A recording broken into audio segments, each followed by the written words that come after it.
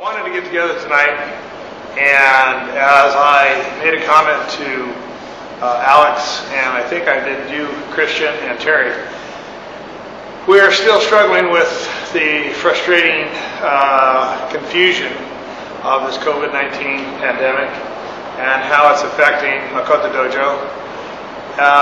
We've been classified as a stage 3 business. We've been put in the same burrito, so to speak, with gyms and fitness studios, and looked at as a high-risk business relative to preventing the COVID-19 spread. So, as much as I'd like to rebel, I think that if I did so, many of our parents would take it the wrong way and simply not come back. So I would rather embrace the support that we've had so far with the parents that are supporting us and staying closed and sticking with us throughout this and hoping that we'll open soon. In any case, I just want to take the opportunity to answer some of the questions that might have to do with our book, my book, Evolutionary Aikido, the beginning of a lifetime. And I've been doing so much reading on the internet in regards to what we're having to do and how my philosophy has been formed over the years. And it's ironic that just today, just 10 minutes ago, Alex sent me a letter from 1977, and somebody shared online a picture of Kanai Sensei's seminar at Pasadena Aikido in 1977 when I was a brown belt, and that was the day that changed my Aikido career forever. I had been training for about 3 years with Nobu Asiri here in Ventura and doing underground classes at the college where Nobu and I would get together with maybe a couple other students. We were training with his son, his adopted son, and named Larry, which is ironic. And we were training at the college until we got caught, and then we had to take on the possibility of actually creating real classes, which we did. And then in 1978, I began teaching at the college along with Nobu Asiri because I was somewhat of a celebrity football player at Ventura College at the time, and I got the coaches to embrace the whole concept of a class in Aikido to be taught at the college. So in January 1978, I was given a part-time credential that allowed me to teach with Nobu Asiri in a combined class, and at that time we would have over 120 students in a single class. So that was amazing, and it was only because we were the only game in town. There was the only martial art being offered at Ventura College, and we were really special, and we attracted a lot of people. The Aikido concepts and philosophy were exactly what the college needed, and they were amazed at how successful we were with that class.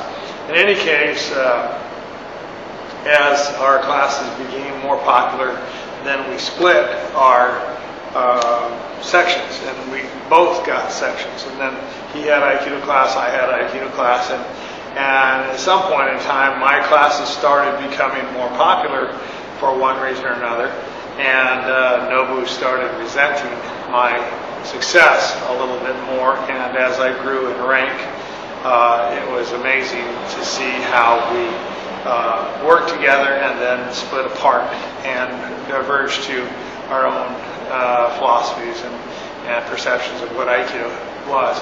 And then, of course, another big change in my life happened when I met Segal. And then, of course, that changed my whole perception of Aikido relative to distinguishing the difference between classical Aikido and New Aikido, or Segal Tenshin Aikido. And, of course, then that took 18 more years, and then I became Makoto Aikido and took on my own identity. That's another whole story that we can talk about another time. But tonight what I want to do is just lecture for about a half an hour and answer the question once again asked by Alex in regards to my philosophy in testing. I know that I've been asked many, many times the same question. What are your requirements? What is your philosophy regarding testing? And why are we different than the Homba Dojo's testing requirements or other organizations in Aikido, popularly known in the United States under Satome or under the former teachers like Kanai, like Yamada, who's still teaching, kind of, and or Northern California versus Southern California versus the rest of the United States. So in any case, I don't worry about other people. I worry about us. And I would like to express my ideas and philosophy regarding testing as it has been developed over the years and through my career, starting all the way back in 1977 with Kanai Sensei, who I considered one of the greatest martial artists this world has ever seen. He had his own unique way of doing things and thinking and performing Aikido. He was beautiful to watch, and he amazed me. And it was interesting because in that 1977 seminar, I'll never forget, I had a yellow Volkswagen Superbug, and I drove down there by myself. Nobu told me to go down there to see him because he thought that I needed to open my eyes to a real Aikido and in Los Angeles. And it was on that fateful day I actually met Francis Takahashi, who became my teacher for 7 years, Gene Anderson, who was the Dojo Cho at Pasadena Aikikai, and also Pablo Vasquez, who was training in North Hollywood. He hadn't done his dojo yet, but him and his wife Myrna ended up running the dojo with Gail, who was their student and compatriot. And actually, Pablo and Myrna became two of my ukes the following year when I tested for Shodan in 1978 at Buena High School here in Ventura, California. So all that's a story that can be told another time, but let me go back to testing and do my best to give you a brief overview of what I believe testing is. So testing in Aikido basically consists of a Kyu system and a Dan system. The Kyu system is like going to elementary school and high school and then graduating into a 4-year university, then going to university college and into the Dan ranks. So it starts in reverse order in the Kyu ranks. At 5th Kyu, now some schools actually start with the 6th Kyu, entry-level Kyu, but there's only really 5 recognized Kyus or elementary ranks in Aikido, and it starts with 5th Kyu. And I'll start there. 5th Kyu is an entry-level ranking. Now in Makoto Dojo, you don't get automatic rank. And I think some of the schools make a mistake where they say a new recruit, for instance, a new beginner, will come into the dojo and they'll get automatically ranked as the 6th Kyu student. And that means a beginner student, a new student. I think it kind of screws up the ranking system because rank has to be earned, not given. And right there tells you a little bit about who I am in regards to rank, because this is a earned reward that you get for not only your commitment and skills that you learn, but also speaks to character and as a true member of the dojo. So at 5th Kyu, I have a very different way of thinking, because I feel there's, in the Q ranking, there needs to be a strategy. And I use that word strategy rather than requirements, because in our system of testing, my strategy is to get you better as you progress in your learning, in your career. So it's a strategy. It's not a requirement, because I never push anybody into testing. I might suggest you're ready. I might deny someone that thinks they're ready, but I will never push somebody into testing. If you don't want to test, there's no requirement to test. Now, if you want to test in order to measure, perhaps, measure your skill level without competing, without competition, because as we all know, Aikido is a non-competitive martial art. And there's good reason for that. And I can get into that a little bit later. But the strategy for 5th Q, the bottom level, is a rank that you can test for in Makoto Dojo after 3 months of training. When you begin and you join the dojo, we train 4 times a year on a quarterly basis.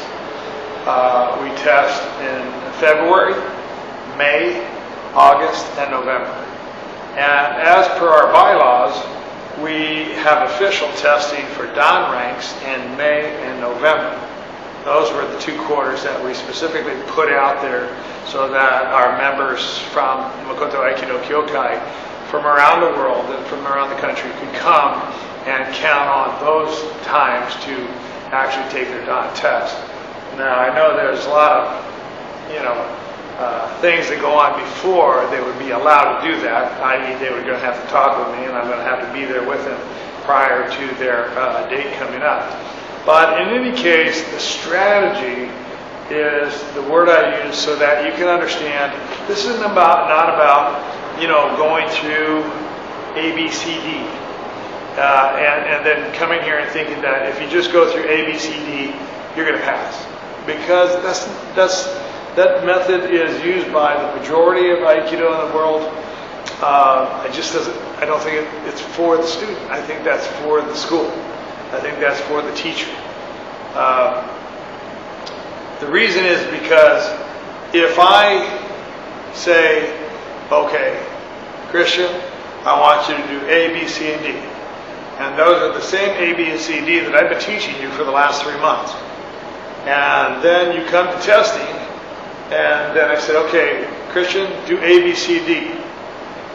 I already know that you can do A, B, C, D because I taught you A, B, C, D. And just because you're in front of the class doesn't make that any different. I know there's peer pressure, and I know the pressure of being in front of people will make it different. I understand that. But you've been training with all those people anyway, all 3 months. You've been getting better. We've all seen your progress. We've all helped you to be better. So it's no test at all. It's just what I call a recital. Now, there's value to recitals. Don't get me wrong. I think that recitals are a good thing to have, because just because there is that added pressure of now being under the eyes and scrutiny of your co-students that you've been working with all 3 months. But I still believe there's a different element. There's another element that I include in testing in order to change that dynamic of a recital to a test. Because I think a test should be a test that challenges you and pushes you outside the realm of being comfortable. Because if you're comfortable, just like you go to a gym to lift weights, to get in shape, if there's no pain, there ain't no gain.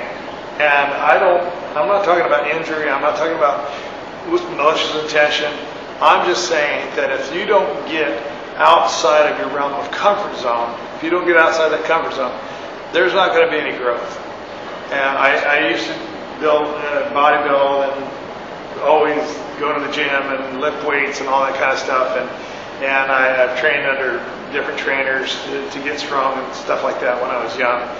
And I understand that, stress of the muscles will make them grow, because we as humans, our bodies will change and adapt according to how we work. If we work hard, just like my grandfather, my tata, was massively strong. I mean, this guy had guns on him you would not believe. When we got him a 60th anniversary ring, he redid his vows. It was a size 22. If anybody knows what ring sizes are, size 22. That was his ring size. That guy had massive hands. Where did he never did one day in any gym in the world. What he did, he had the strength to take two 16-inch blocks in both hands and lift them onto a wall that he might be building. This guy was so massively strong and never sat one day in one gym. Never picked up a barbell. Probably fought a bunch of dumbbells, but never picked up a dumbbell. Threw a lot of starters across the road after he got pissed off about when he was working on them. But this guy was massively strong. We all thought that we had to go to the gym, eat a lot of meat, and to get strong. And it just doesn't make sense. But what we did learn is that our bodies adapt to that kind of work. My grandfather was so strong because he lifted concrete wheelbarrows, and he raised me doing that kind of work. Every summer I'd go to work for him, and he took me to work with him. And every summer I worked with him, wheelbarrows of concrete, digging ditches and finishing concrete, and building chimneys and building walls, and hating every minute of it as I was a teenager. But I didn't realize that this is adding to who I was and how strong I became as a young man. And he gave me my work ethic. So here again, I go back to the same strategy of fifth Kyu testing. It's got to be stressful. It's got to be something that challenges you to go outside that comfort zone. So I make it easy. I mean, the first fifth Kyu test is all about mat proofing, what I call mat proofing. In other words, I want a student to learn to be safe on the mat. And that means that student has to learn how to fall. He's got to learn how to fall down and get back up. So the main emphasis on fifth Kyu, I'll tell you straight up, is about ukemi. Learning how to fall and get back up. Granted, I do put a couple exercises in there. Number one, hapu undo, the 8-point kata that we learn to be aware of your surroundings, create balance, create coordination between breath and body, that type of thing. And hapu undo is very important. So hapu undo is in there. And then the basic concept of blending. Kata tori taino henko, kata kosatori taino tenkan, and that's about it. And then the rest is about falling. And I asked at fifth Kyu that a student be able to demonstrate sitting rolls, standing rolls, combination standing sitting rolls, backward rolls, forward rolls, left side rolls, right side rolls. Because that's another thing, especially in the younger kids, where I insist that they learn left from right. Because I've got teenagers that are still doing that, and they still, at 13 years old, still needing to see this is L for left and the other one isn't. And that must be right, which is so wrong to me. So at 4 years old, one of my goals is, for them, is to understand left and right. Well, so it is with adults. I still have adults that still have trouble distinguishing left from right in the moment.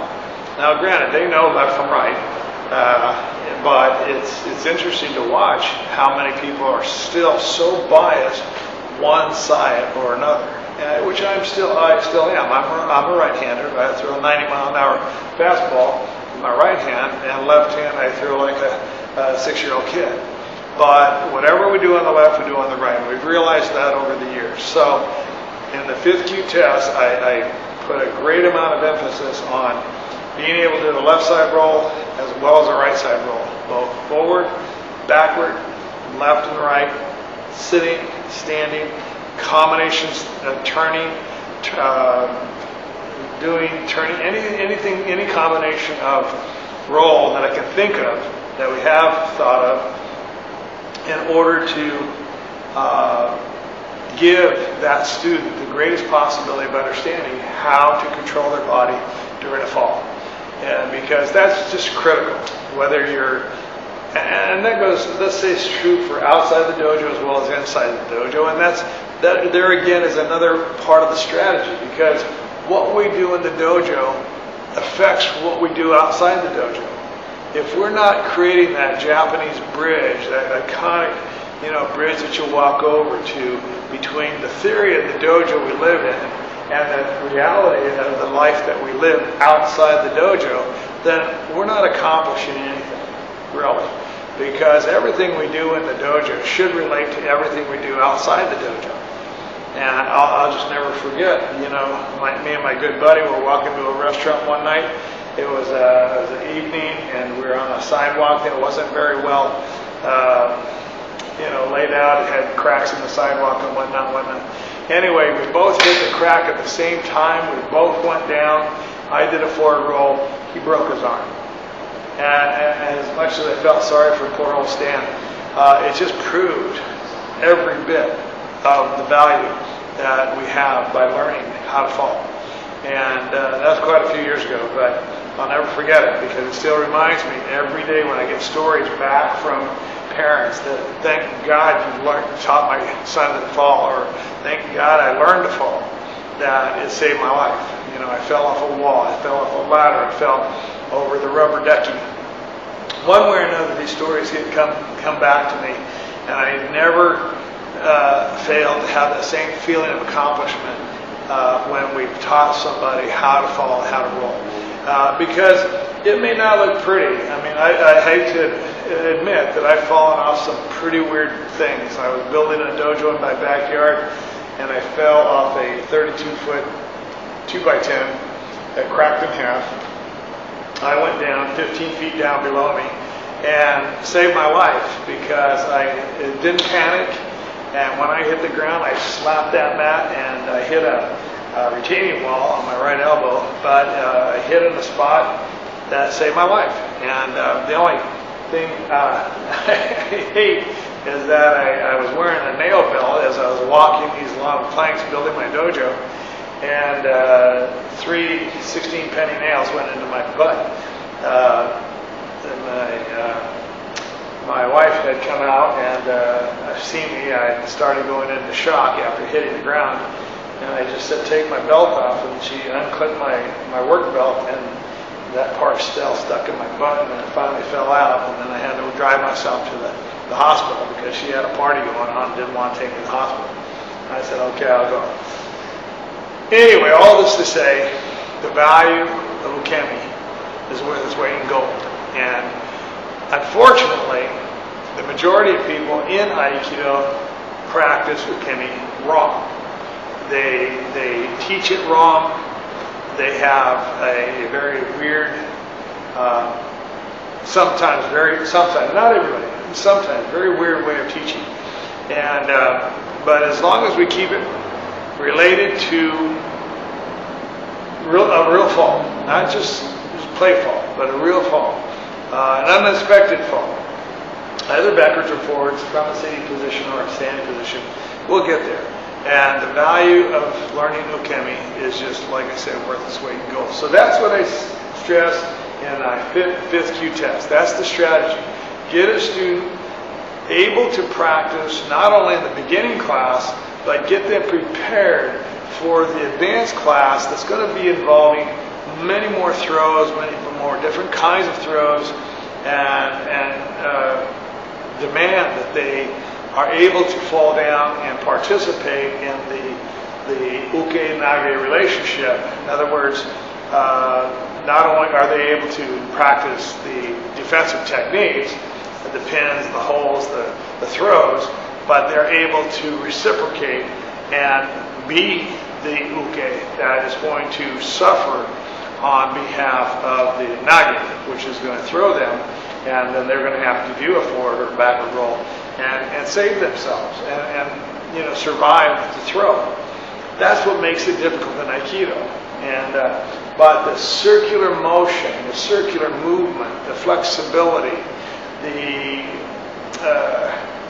the concept of going with the flow, not fighting it, don't resist it. That type of thing has to be developed, to me, in 5th Kyu. So it's not going to come easy. Some people have taken a year to get their 5th Kyu. And yet I've had students as recent as 5 years ago that they took their 5th Kyu in 3 months, and then they turn around and they take their 4th Kyu in 3 more months. And I'll do that when I see that special student that has all the gifts and ability to accomplish that. Because the next rank, 4th Kyu, is a little bit different, and I'll get to that in a second. But to sum it up, 5th Kyu strategy is to get the student mat proofed. In other words, where they're able to train safely, not hurt themselves, regardless of what we might be doing in the dojo at that level. And I don't allow people into my level 2 classes until they've attained the rank of 5th Kyu, unless they have special permission. And that special gifted athlete or that gifted person that has come from other martial arts has experience in order to train at that level. But rarely do I find that kind of person. So I make them go through the 5th Kyu testing. Once they've accomplished that rank, then they're good to go. And in most cases, there are some that I still would recommend that they stay back and take their time, but not many, because once they pass our 5th Kyu test, then they've earned that right. Because in the beginning, when they do their demonstrations of Kimmy, I ask them to do all their rolls, forward, sitting rolls, left and right, backward roll, sitting, left and right, combination roll, sitting, forward roll, backward roll. Then they start their standing rolls. And then the standing rolls, they have to do forward, right side, left side, backward standing, left side, right side. They have to do a forward roll, stand up, turn one revolution, do another roll, stand up, do another revolution, and do another roll. They have to do a standing, sitting combination. They have to do a running roll. They have to go over a Joe. They have to go over another person. All these different variations of rolls, anything that I can think of. And then there's always that, what I call curveball.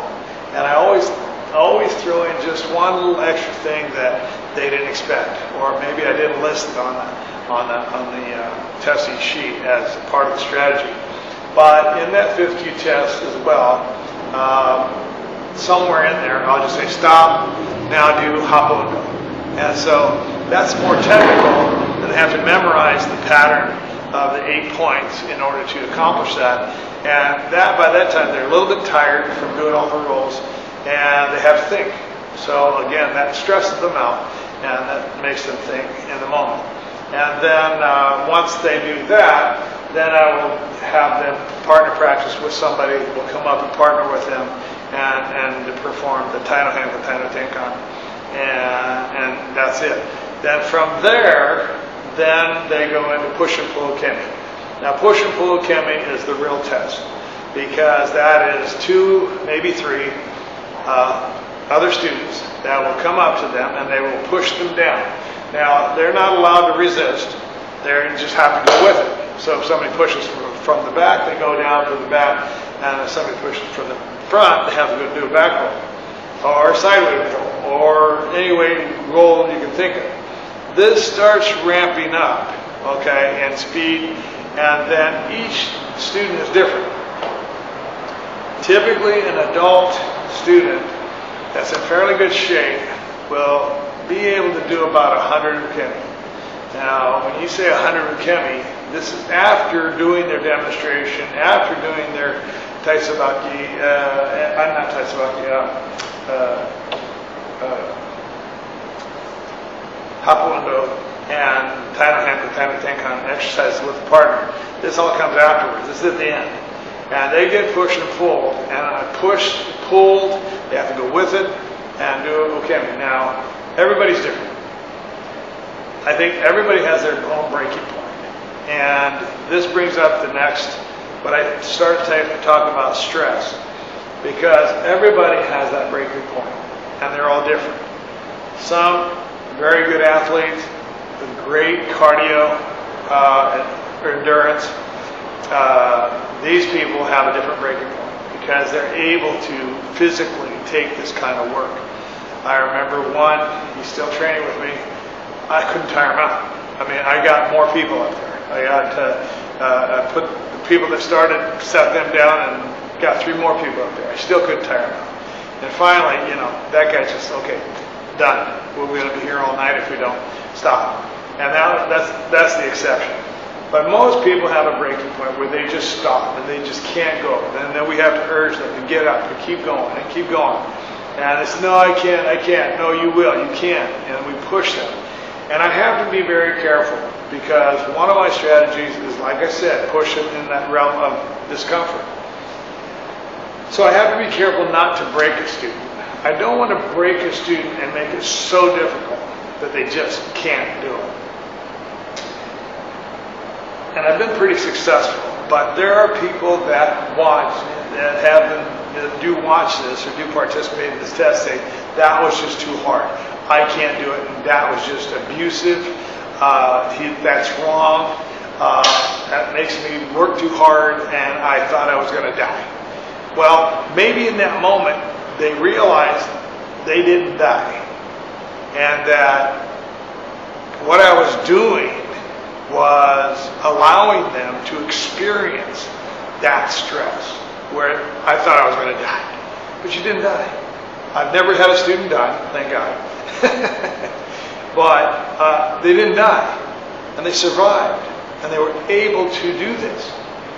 And then they got picked up by the scruff of their neck and they got pushed to go a little bit more.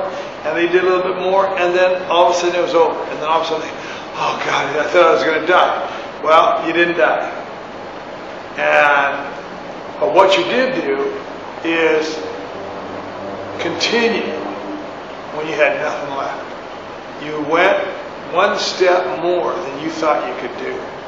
We picked you up, kept you moving, and you did a little bit more than you ever thought was possible.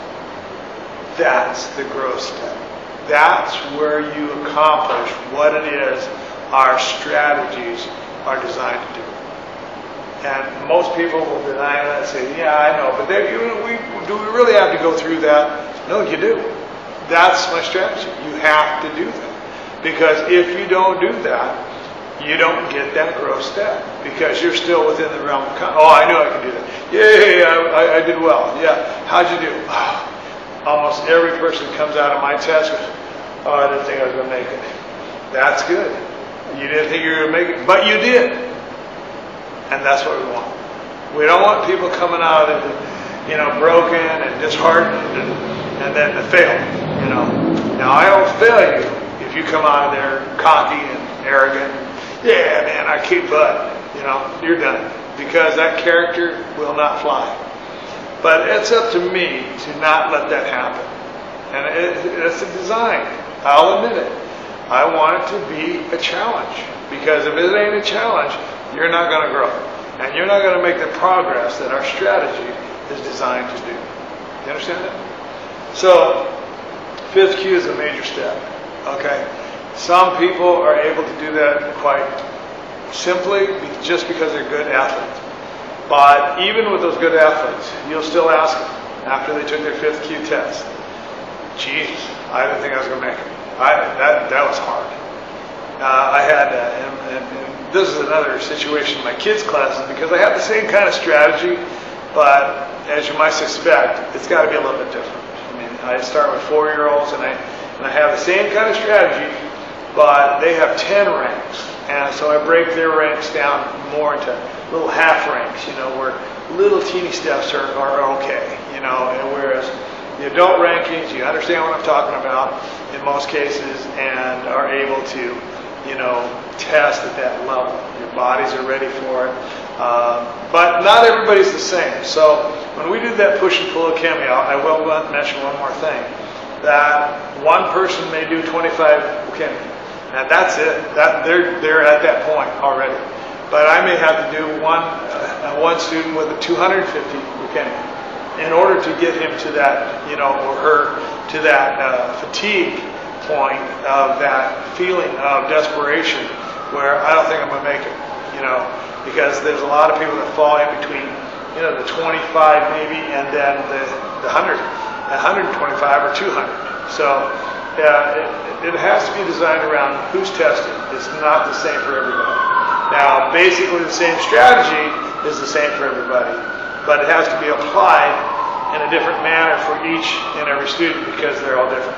Okay, and this just applies to the adults. This is an adult 5th Kyu. All right. All right. So the next ones are going to go a little bit faster than what I just explained. Everything is the same at each level.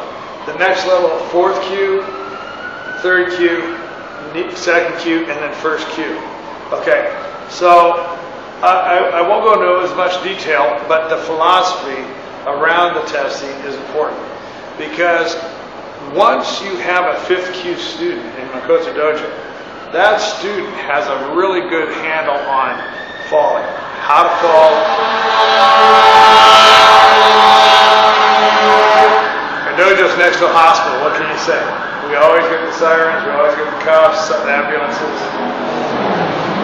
During this coronavirus, people are just crazy. People are just being crazy. In any case, going back to the difference between once you have a 5th Kyu student, that student is pretty much someone that's going to stay here for a long time. Because they've gone through that frustration, that severity of even a 5th Kyu test. They didn't think they were going to make it. But most of them will come out exhilarated. Some of them, we unfortunately have had injuries where they hurt a shoulder and they don't tell me and I don't see it. But they fell wrong or stressed out something and they get disheartened and I have lost some students. So I have to be very, very careful to coach them and not break them. That's my point. So the next level, 4th Kyu, the difference between that and the 5th Kyu. Number one, they need to train for at least another 6 months. Okay, that's basically what it's going to take, at least. The difference is that I have a mat-proof student. What's the next logical step? Well, the next logical step is to understand the whole concept of my first basics in Aikido, and that's avoidance. Avoidance. Because, as I've explained in many other lectures, and I will in these lectures, the 3 basics that I teach by are first, avoidance, control, choose. And I'll get into another lecture where I talk about avoidance, control, choose. But the first thing is avoidance. Avoidance is to understand how to avoid getting punched, grabbed, or kicked. Those are the basics. Punched, grabbed, or kicked, right? And that's important to me because when you can understand how to avoid getting punched, grabbed, or kicked, which will then extend to don't get stabbed, shot, or hit with a brick, right? Then you've got another student that can train honestly. And as we've always said, the 4 building blocks of Aikido are kindness, compassion, honesty, and integrity. And I have a whole lecture based on that. And I talked about that in the lecture I talked about Shugyo last week. Hopefully you got that, and it made some kind of sense. And I'm hoping this makes sense, some kind of sense. But anyway, so to go back to avoidance first, avoiding getting punched, grabbed, or kicked. That's it. And then avoid getting hit with a bottle, getting stabbed or shot. They all come into play. So the next logical step for me is for them to understand, for a student to understand that concept on how to avoid, okay? How to control your body, and then how to make that good choice. It's about that. Avoidance, control, choose. So this is really at the core of the fourth Kyu test. Now remember, these are basic. These are the two basic levels. Fifth Kyu, mat proof them. Fourth Kyu, get them ready to train honestly, authentically, so that all their training is based on that, not just part of it. They've got to have a concept of how to train honestly. What is an honest punch? They have to get over the fear of either being hit or hitting somebody else. Because in most cases, I find, teaching all over the place, that people won't punch because they're actually afraid they're going to hit them. They don't have the belief in themselves that they can avoid getting hit, or the other person can avoid getting hit or grabbed. Now, grab's not so bad because it's just grabbing. It's what people in Aikido are used to. I grab you, and then you do Aikido and you throw me down. That kind of thing just is wrong. It doesn't make sense in the real world, because there ain't nobody in the world that I'm going to let you grab me first and then I'm going to do my technique. If you haven't avoided them grabbing you, punching you, or kicking you, you're already done. You're caught. You're either hit, you're kicked and going down, or you're going to be grabbed and you're going to have to fight your way out of it. And so that's the importance of avoiding, not allowing them to grab. And yet, in so many styles of Aikido, they're told, katatori, grab me first, and then I'm going to kick your butt. Makes no sense to me at all at this point in my life. I used to train that way 10 years of classical Aikido. And I learned that very well. I became a Sandan in classical Aikido. And I loved it in the beginning, and then I grew to hate it because something just didn't make sense. Why was politics taking over skills? Why were politics overruling real training, viable martial art? Why was Aikido becoming more and more like a dance art versus a martial art? It's transformed into nothing more than, and it's declining.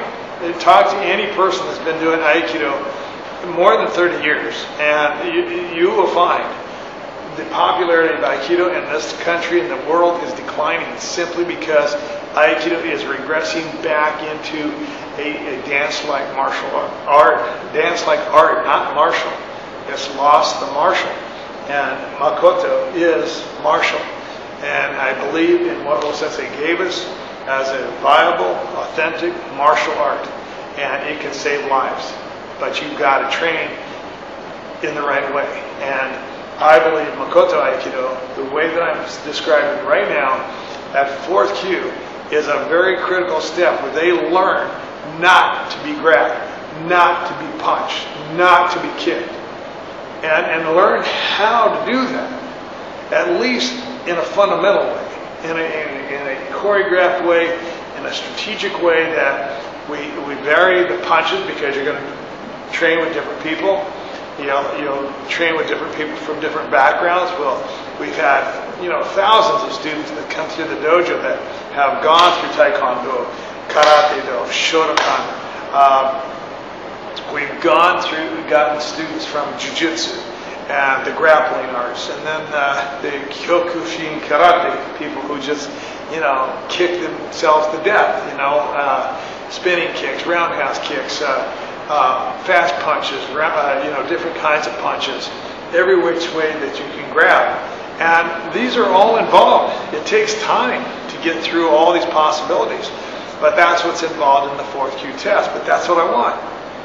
I don't care that they can execute 50 techniques by name and know their names and know how. All I care is that they understand the concept of don't get hit. Whether it's a Tenkan Waza, or Uka Nagashi Tenkan Waza, or Irimi Waza. Those three is what they have to learn. They're going to learn the concept of Tenkan, moving with a grab and not allowing someone to punch him, or Uka Nagashi, deflecting an incoming punch in order not to get hit, or an eating knee, not to get kicked and deflect that kick. And I've had, over the time that you've created videos for me, we've had, certain people come back and say, well, that guy really doesn't know how to kick. We don't practice kicks. We don't practice to kick, but we certainly practice how not to get kicked. And Christian, I know that you had the experience, unfortunate experience with having that guy come at you, and that was bad. He tricked me, he tricked you, and you suffered for it. But you gained that experience, never to expect that again, never to let that go again. So that's something that's important. But in the fourth Q test, the difference is that I'll have you do a Kimmy demonstration, but then the next exercise you're going to do is every technique using Tenkan, Ukenagashi, and Idimi, and learning that to deflect and avoid being grabbed, punched, or kicked. That's it. To understand the concept of avoidance, control, and choose. Because in the moment that you get punched, you have to avoid getting hit. And then control your body to go with the flow. And then to choose in that moment what you're going to do. And so that starts to really form the authenticity on which you build everything else. Because now you're good at Kimmy, and then you get the push and pull, and then in fourth cue, you not only get a little bit of push and pull, because you do go to the push and pull. Again, 3 guys on this time, 3 people pushing you down, pulling you down. You still got to do a Kimmy, and just about the time you're totally exhausted and you don't want to do this anymore, it's not fun anymore. Then I say Taisabaki. Boom. Then you're allowed not to get pushed down. But they're going to still push you down. They're still going to come and push you down, pull you down, and you're not going to let them. And that's the Taisabaki, what we call Taisabaki. Simply avoiding getting pushed down. Okay? And this, you are totally spent. You are exhausted. But that's when you are going to do what you really know and what's really sunk in over the time that you've been in Aikido. And generally speaking, we're under a year student. A year student still under 1 year. Okay, I've had students take the fourth Q test within 6 months, and they've succeeded. But I suspected they succeeded simply because they trained every day, they worked hard, they worked their asses off, and they were also somewhat of a gifted athlete. So there's a big combination there. I guarantee you, after that fourth Q test, they've got a very humble attitude towards our testing, or they don't want to be here. We've had those too. So that's fourth Q test. Okay? Now, the difference, I'll make this a little bit shorter as I go forward, and then I'm going to stop at the Q ranks, and then we'll take on the dot ranks at another night, because we're already at 45 minutes. The next step is Sankyu. And I'll talk about Sankyu because Sankyu is that point where I expect a student to start learning the technical names and be able to distinguish the variety of names associated with the attacks. And that's where the philosophy of give me 3 techniques from every attack. I want to see the technical part. Okay, so that's the difference in the test. Now, they will do demonstration of Kimmy. They will do avoidance techniques and some fundamentals. But then they'll have to do the technical part. And that's where they know the names. Give me 3 techniques from every attack. So from a punch, give me 3 techniques. Get from a grab a shoulder, 3 techniques. 2 shoulders, 3 techniques. 2 hands, 3 techniques. 1 hand. Katatatori, 3 techniques. Kosatori, 3 techniques. Ryotatori, 2 techniques.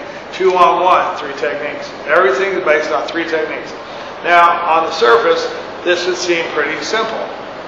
But you're in front of everybody, you're tired already, and we got people coming at you, and I keep different people coming at you. It's not the same person. I will never let the same uke go with you the whole test. That's not a challenge. The challenge is to have the variety of students we have in the dojo, men, women, all ranked higher than you too, because I don't want people testing with you at a lower rank than you because they may not have the skills to take the ukemi that you need them to take when you do the throws. So Sankyu is that level where they have to begin learning the technical names and be responsible for being able to distinguish those the techniques in the moment that they're still tired. Okay? Maige, front kick, 3 techniques. Okay? Ushiro waza, going from behind, 3 techniques. Okay? That's that level. This is as a turning point.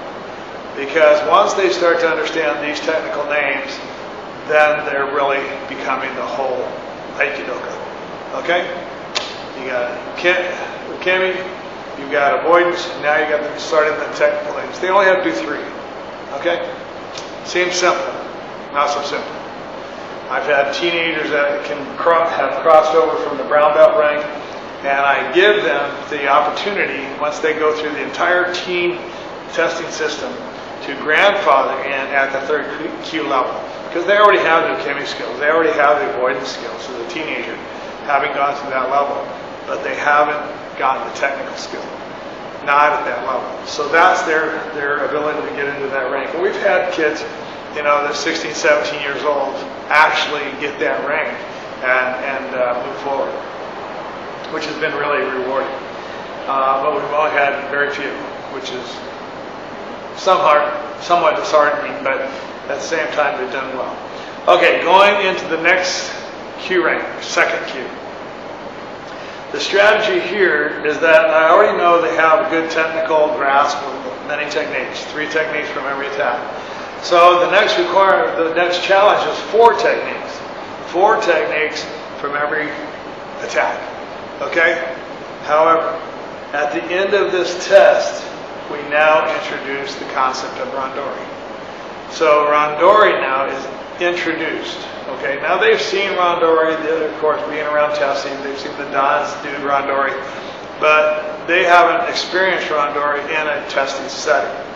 So in a 2nd Q test, okay, they've done an ukemi demonstration, they've started to work in Sawari-waza, technically, and same with the Sankyu test, they have to go through Sawari-waza. And my concept of Sawari-waza, let me back up a little bit, is not the same as it is in classical Aikido, because I really believe that we have developed a system of destroying knees and cartilages and knee capsules and all that other kind of stuff. Maybe the Japanese just are built differently, but Westerners are just not built to sit on their knees, work from their knees for years and years and years and years without consequences. I've had 2 knee replacements, and I used to be a wizard on my knees. And I'm not going to be responsible for another generation of students that have bad knees and need knee replacements. This is no fun. I'm pain-free now, but I literally cannot sit and seiza, and I cannot do Sawari-waza. It's impossible because my knees won't bend past a certain position. So as a result, I cannot bend my knees past that, so I can't do those skills. It's not that I don't want to, or think that it's not important, but not as important. So Sawari-waza, you're going to do very, very little in a test. Whatever you can do in a seated position, pretty much you can do from the standing position, and vice versa. So in my Sankyu test, if I can regress back to that, you're going to do just a demonstration of Sawari-waza. It'll be in a test maybe 5 to 10 minutes long. A grab here, but it'll be up to you to create that demonstration of Sawari-waza technique, okay? And it's very short. Jumping to the 2nd Q then, the challenge is 4 techniques from every attack, and then also I should say at Sankyu, at the end of that test, you also end up with Taisabaki.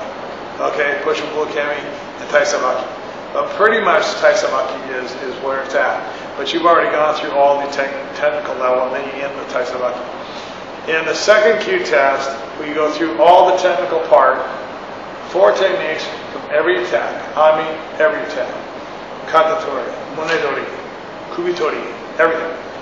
4 techniques. Okay? Seems easy, not so easy. At the end of that test, when near the end of that test, you're going to be subjected to Taisabaki and then introduced to Randori. Randori with only 2 people. But the difference between Taisabaki, where they're just going to push you and challenge you to keep going and to deflect them and not allow them to push you down, then we get into the Randori. The Randori, the distinction of Randori is they have the intention to take you down by any means possible. They're going to grab you, tackle you, throw you down, tear at your clothes, whatever. This is a full-on Randori. This is the introduction. You only get 2 ukes, okay? It's challenging enough with 2. But this is the challenge, the ultimate challenge, the second Kyu. 4 techniques from every attack, and then introduction to Randori. Now, given a second Kyu ranking, you will receive a brown belt from me, okay? And then you will take on the role of Shodandai, or Shodan candidate, because you are now serious enough in this whole scheme of things to put forth your effort to earn your Shodan. Okay? Then you go to first Kyu. Your first Kyu test will then be 5 techniques from every attack. And then 3-person Randori. That's the most difficult. This test will be exactly what would be expected of you on your Shodan test. The only difference is I don't expect as much from you. I expect to see mistakes. I expect you to not be able to last so long. I expect you to fail in some of your technical stuff, get confused, things like that, which would be expected of not quite a Shodan. But a first Kyu candidate in my school, in most schools, would already be 2nd, 3rd Dan. You know, it's just ridiculous how easy people get ranked today, but not here at Makoto Dojo. They're not. First Kyu test is going to be pretty much what a Shodan is going to be expected to. But once then you go into Shodan, then it changes, because not only do you have more time, but all your ukes are going to be black belts. All your ukes. Very few times we'll see a brown belt even in a Shodan test. Now, that's the other difference as you go up in rank 2, because in your 5th and 1st Kyu, you can have a variety of people in your test. But once you get into the San Kyu, Ni Kyu, and 1st Kyu, you're going to see similar ranks or Dan ranks coming down to help you accomplish that test. So that would be another difference in the people that I have involved in your test, because it's not fair to have a first Kyu test that's virtually a Shodan test, a pre-Shodan test with Kyu ranks, with 5th and 4th Kyus, because they're just going to get hurt. And you can't do that. Don't be foolish and think that you're going to practice for a first Kyu test with, even 3rd Kyu and 4th Kyu and 5th Kyu students. You're just not. It's unfair to them. It's unfair to you. And the only way to have a legitimate first Kyu test is with either Shodans or 1st and 2nd Kyus students, because they're the only ones that are going to be able to sustain their safety inside that test. Okay, so that's another difference in the testing strategy that we gradually build up to that Shodan test, where all of your ukes, all the people that are participating in your test, are black belts, or the highest ranking people we can get. And that's why we need outside support from our dojos in Northern California and across the country that come together, all our seniors come together, support each other, because if we don't have that support, we can't have a test. And literally, I mean, I've gone to other countries and other dojos where we have partner dojos, and they want me to test their students for Dan ranks, and their whole dojo is nothing but Kyu ranks. I can't do that. So that's not a legitimate test. And although they're good intentioned people, I went to Spain just recently, and Carlos is just a great guy, and he's got 40 people in his dojo. But the highest ranking person in the dojo is his cousin, who's the first Kyu. So you can't have a Dan test with a bunch of Kyu. Right? I've got to have other people from other countries, other Dan ranks that can come and support that high-ranking test. Because Shodan in my organization is a high-ranking test. That's your birth into the Dan ranks. That's your opportunity to be seen as a leader. And so now that's another conversation I'll get into later. Okay. So this is the Kyu system. My feelings towards Kyu testing. It's important. It sets the foundation on a student to be confident, strong enough, skillful enough to be kind, compassionate, humble, stay honest, learn how to train honestly, and above all, maintain the integrity of Aikido being a martial art. Because I believe with all my heart and soul, Aikido wa Budoshiro de aru. Aikido is the way of the warrior. Is a viable martial art that needs, not just should be, but needs to be taught in the way that we train. Otherwise, it will continue to be unpopular. I know my style of Aikido is still unpopular, but the only thread of survival will be that Aikido is seen as a viable martial art. Once again, good night.